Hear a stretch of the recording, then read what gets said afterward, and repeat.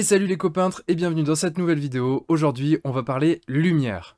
Et oui, l'objectif de cette vidéo va être de voir comment on fait des effets de lumière. Alors, les méthodes qu'on va voir tout de suite s'appliquent un petit peu partout, c'est évidemment pas les seules, mais l'objectif de la vidéo, c'est de faire des effets style OSL sans aérographe. Oui, car j'ai remarqué que les vidéos sur YouTube, souvent quand on parle d'OSL, ça utilise de l'aérographe, et puis je me suis dit tout le monde n'en a pas, donc c'est parti, on va faire ça uniquement au pinceau. Alors pour ça, on va utiliser une figurine de Redwin, qui est un personnage de la BD Nain du monde d'Aquilon. Cette vidéo, elle est sponsorisée par les éditions Atacus, qui m'ont fourni la figurine pour me permettre de faire la vidéo. Un grand merci à eux. Alors bien sûr, vous avez toutes les informations concernant le monde d'Aquilon avec cette campagne participative dans la description. Si toutefois la vidéo, elle vous plaît, n'hésitez pas à mettre un petit like et à la partager, à vous abonner aussi à la chaîne pour pas louper les prochaines vidéos. Et vous pouvez également vous rendre sur le blog apprendre-la-peinture-sur-figurine.com où j'y ai toujours en téléchargement gratuit le petit guide du débutant en peinture sur figurine. En plus, ça vous inscrit à la newsletter. Voilà, ça fait toujours plaisir. Alors, pour savoir un petit peu vers où on va avec cette figurine de Redwin, j'ai pris cette référence-là, qui est quand même assez sympa, voilà, elle est assez graphique, j'aime bien. Et puis on voit bien les effets de lumière. Alors du coup, ici, je suis venu pipeter, je suis venu grossir, hein, pour prendre un peu les différentes couleurs qu'on retrouve dans cet effet de lumière. Alors on voit bien qu'il y a des choses qu'on va pas forcément pouvoir refaire. Là, il y a des volutes, des espèces de choses qui s'envolent dans les airs. Ça, c'est des choses qui sont un peu difficiles à faire. Quoi qu'il en soit, déjà, se caler sur les couleurs, c'est quand même une chose qui est assez intéressante. Et donc du coup, une fois qu'on pipette correctement, voilà, on voit qu'il y a à peu près ces teintes-là, donc on va réutiliser ça sur notre figurine. Ceci étant dit, moi je vais partir quand même sur des versions un poil plus saturées que ça, histoire que l'effet soit encore plus waouh. Et ensuite, l'autre chose que j'ai faite, c'est que à cet endroit-là, ici, donc on va zoomer là, voilà, sur ces zones-là, je veux qu'il y ait un OSL pour que justement, la vidéo aussi elle ait du sens, mais que la figurine elle-même, elle ait cet effet waouh avec la lumière qui vient rebondir sur tous les éléments qui sont à cet endroit-là. Et donc du coup, quand j'ai travaillé ça, eh bien voici ce que ça donne. Hop. Donc là, on voit l'OSL ici à cet endroit. J'ai ajouté des petits filtres, hein, simplement en peignant avec l'outil là, pixelaire. Et voilà ce que ça donne. Donc on voit bien ici la construction de l'OSL où la lumière se dirige tout le temps de la même direction, dans la même direction, pardon, avec des rebonds qui se font sur toutes les surfaces qui vont être face à la lumière et non pas celles qui sont à l'opposé de la lumière. Donc là, ici, sur cet objet-là, on va vraiment avoir un rebond qui va être sur le côté. Ici, on va avoir un rebond qui va être dans l'angle inférieur. Ici, on va être sur le bas. On va avoir ensuite les plis là de ce bout de vêtement en tissu qui vont être sur les reliefs éclairés par la lumière. Ça déjà, c'est quand même une bonne chose à faire puisque ça nous permet de savoir un peu vers où on va et de le reproduire plus facilement sur la figurine.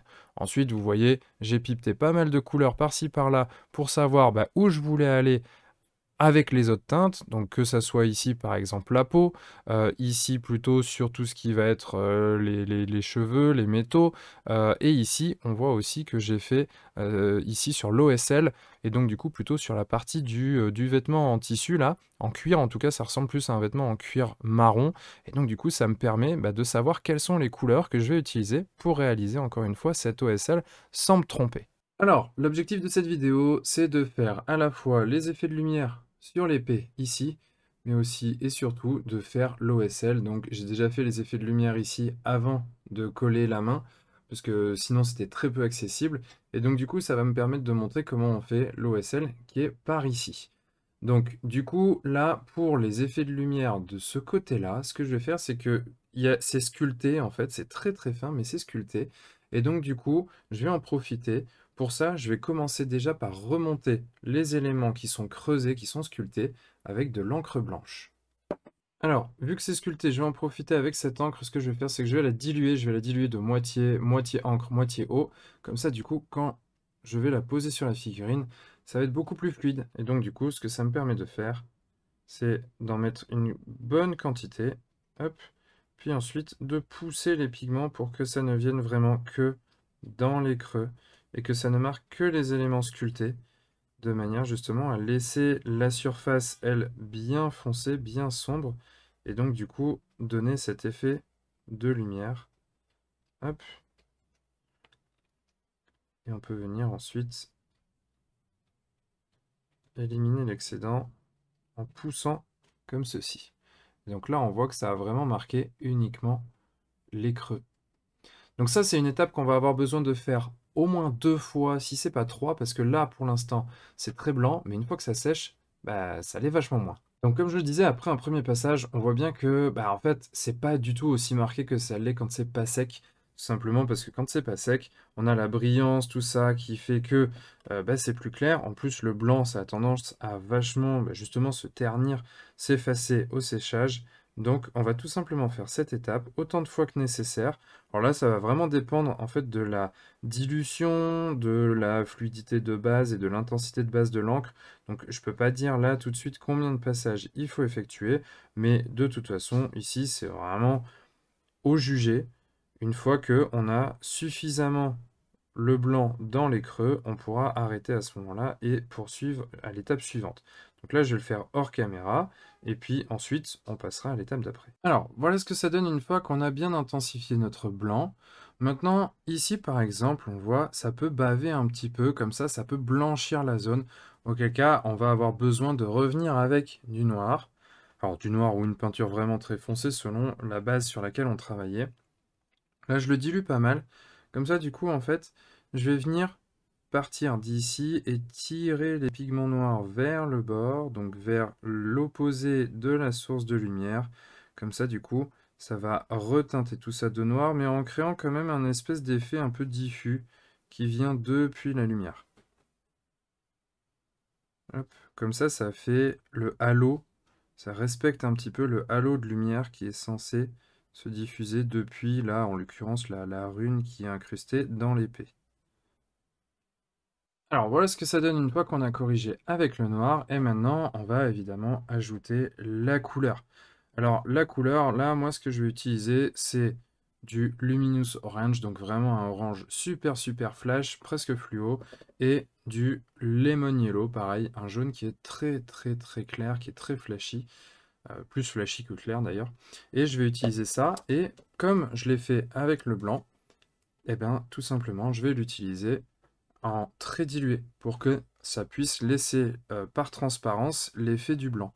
Donc là, ici, on vient le passer comme ça dans le blanc pour reteinter, pour donner de la couleur, mais garder par transparence l'effet de clarté. Alors on essaye d'être le plus précis possible, même si le fait de déborder un petit peu comme je le fais là, permet justement de teinter aussi le halo qu'il y a autour de la rune qu'on a laissé avec le blanc.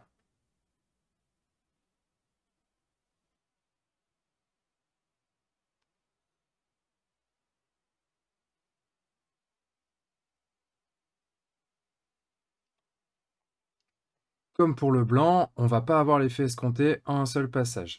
Et là, on va vraiment pouvoir jouer parce qu'on est sur des couches qui sont assez fines, qui sont plutôt de l'ordre du glacis slash la vie.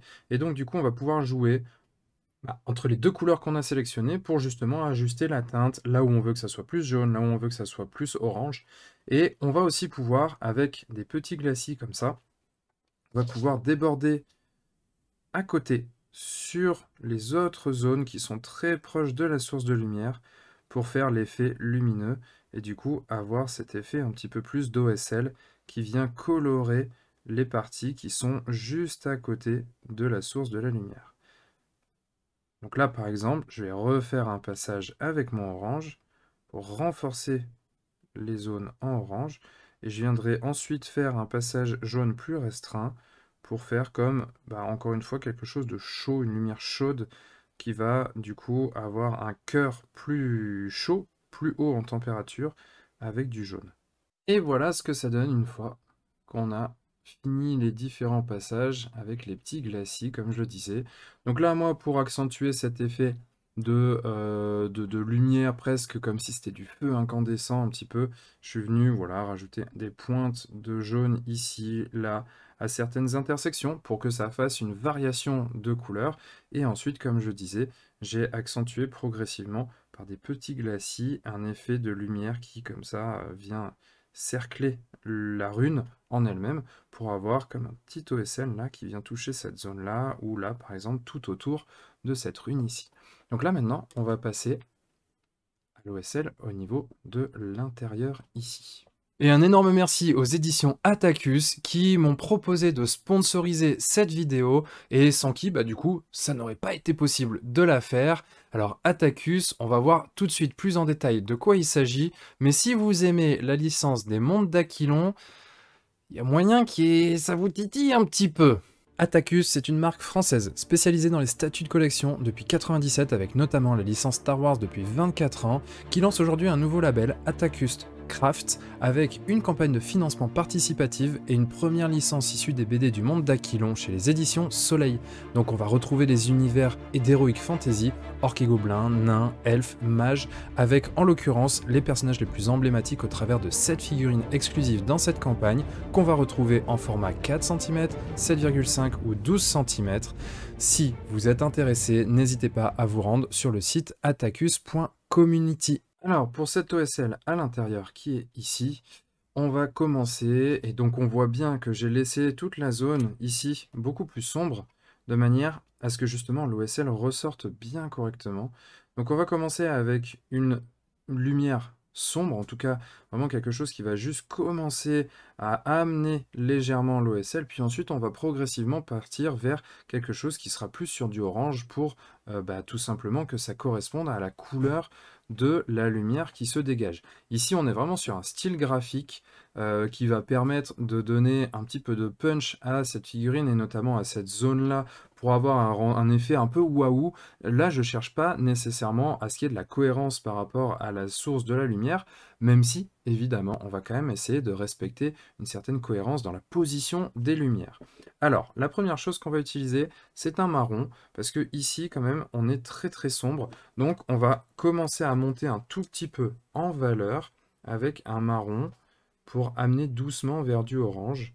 Donc, pour ce marron, hop, on va venir remonter une première fois les zones qui vont être touchées au niveau là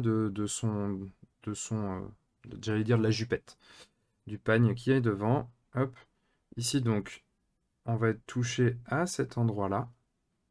À cet endroit-là, alors, hop, que je fasse pas de bêtises. Ici, comme ça, et comme ça. Donc là, j'ai juste posé les endroits. Maintenant, évidemment, je vais étirer ces lumières. Parce que là, on va avoir besoin de monter bien plus haut. Il faut la place pour les deux autres. Donc je les étire un petit peu comme ça, sur le côté. Au niveau du métal, par contre, je vais passer directement à la deuxième étape parce que le métal étant plus réfléchissant, il y a moins besoin, je pense, de teinter d'abord comme ça avec ce marron. Là, on est quand même vraiment sur un vêtement qui de base justement est marron. Et donc du coup, on a besoin de passer par un marron orangé. Ça va être beaucoup moins le cas sur le métal. Donc voilà ce que ça donne pour cette première étape. C'est encore très sombre hein, pour le moment. Ça va venir s'éclaircir dans un second temps. Donc deuxième étape, on va passer sur du orange brown. Donc là, on est sur quelque chose de vraiment à mi-chemin, on va dire, entre du marron et du orange, d'où le nom. Et donc, on va continuer notre éclaircie en remontant un petit peu moins haut, en réduisant notre zone de travail. Donc, on a toujours le point d'impact de la lumière qui va être au même endroit. Donc ici, on est à cet endroit-là. Ici, on est là. Ici, on est là. Donc on a notre impact de la lumière, mais évidemment, on va également l'étendre un petit peu, mais en l'étendant moins qu'avant, on va rester dans la zone précédente, on va rester vraiment à l'intérieur. Il faut absolument qu'on continue à voir le marron précédent qui fait la transition. Donc là, on commence à voir sur le cuir, là, justement, cet effet de lumière qui commence à se dessiner. Mais ça fait pas tout à fait naturel, on ne le comprend pas réellement. Tout simplement parce que je ne l'ai pas encore fait sur les autres parties qui entourent cette zone-là. Donc là, bah, je vais le faire tout de suite avec ce orange brown. Je vais le faire sur les métaux. Donc là, ici, bah, typiquement sur la boucle de la ceinture, ici, on va avoir un rebond de lumière qui va faire l'angle, comme ça.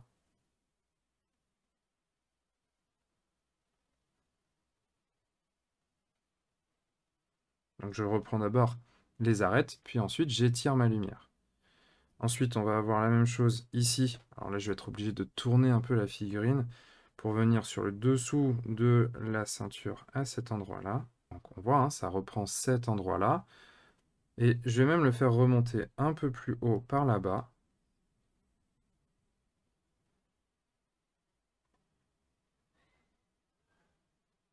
Voilà. Donc je le fais remonter jusqu'au coin là-bas. Et par contre, évidemment, il me faut également diffuser cette lumière. Donc là, je dilue un tout petit peu plus ma peinture et je vais partir comme ça du haut vers l'endroit de la lumière. Comme ça, je pousse mes pigments vers le bon endroit, de manière à concentrer la lumière vers l'endroit qui est l'endroit le plus fort, à savoir l'arête. Donc là, voilà, on obtient quelque chose comme ça. Ça commence à se dessiner, mais il va nous manquer aussi cette pièce-là, petite pièce en métal ici, hop, qu'on va reprendre sur le côté, comme ça. Alors après, ici, c'est vraiment une question de goût. Par rapport à ce qu'on veut faire, est-ce qu'on veut remonter davantage encore? Par exemple, on pourrait très bien faire un petit effet de lumière sur le dessous, là, ici, du pec. Par exemple, par là. Hop, un peu plus léger, parce que c'est quand même beaucoup plus loin. Donc là, je reprends que l'arête. Juste pour faire un espèce de petit rappel. Petite touche très légère. On va pas aller aussi violent, on va dire, que la zone qui est ici, qui est vraiment la zone qui prend, pour le coup, la lumière pleine balle. Hop. Et donc du coup, on va maintenant monter avec du orange encore plus clair, en raccourcissant encore une fois, tout simplement la zone d'application. À noter quand même que pour le choix du orange que j'utilise ici, on est sur un orange qui est moins pétant, qui est moins saturé que le orange que j'ai utilisé pour la lumière, qui est la lumière elle-même. Alors là, ici, à la vidéo, ça se voit pas énormément la différence, mais vraiment, il y a une grosse différence de saturation entre les deux. Donc vraiment, ça pour moi, c'est important parce que la source de lumière est forcément plus saturée que les rebonds de lumière qu'il peut y avoir sur les différents matériaux sur lesquels cette lumière rebondit. Donc une fois qu'on a choisi cette couleur-là, on va simplement refaire des petits éclaircis comme ça, en raccourcissant la zone par rapport à ce qu'on a déjà commencé à faire.